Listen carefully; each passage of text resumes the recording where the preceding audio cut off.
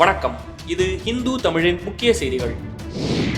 உக்ரைனில் மலேசிய பயணிகள் விமானம் மீது ஏவுகணை தாக்குதல் நடத்தப்பட்டதை அடுத்து இந்தியாவிலிருந்து அமெரிக்கா மற்றும் ஐரோப்பிய நாடுகளுக்கு செல்லும் அனைத்து விமானங்களும் உக்ரைன் வான்வழி வழியாக செல்வதை தவிர்க்க வேண்டும் என்று விமான போக்குவரத்து துறை உத்தரவிட்டுள்ளது.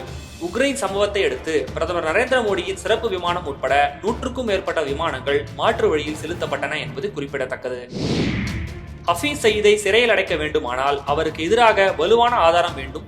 உலக நாடுகளை திருப்திப்படுத்துவதற்காக எங்கள் நாட்டு பிரஜையான அவரை சிறையில் அடைக்க முடியாது என்று இந்தியாவுக்கான பாகிஸ்தான் துணை தூதர் அப்துல் ஃபாசித் தெரிவித்துள்ளார். டெல்லியில் செய்தியாளர்கள் சந்திப்பில் கலந்து கொண்ட அவர் இதை தெரிவித்தார்.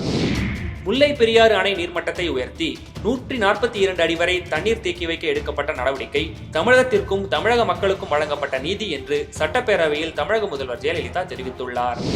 கடந்த 3 ஆண்டுகளில் மொத்தம் 1405 இந்திய மீனவர்கள் இலங்கை கடற்படையினரால் சிறைப்பிடிக்கப்பட்டு பின்னர் விடுவிக்கப்பட்டுள்ளனர் என மாநிலங்களவையில் வெளியுறவு அமைச்சர் சுஷ்மா ஸ்வராஜ் தெரிவித்தார். மேலும் மீனவர்களின் பாதுகாப்பு மற்றும் நலனுக்கு மத்திய அரசு மிகவும் முக்கியத்துவம் அளிக்கின்றது என்றும் இது தொடர்பான நடவடிக்கைகளையும் பேச்சுவார்த்தைகளையும் அரசு மேற்கொண்டுள்ளது என்றும் அவர் கூறியுள்ளார்.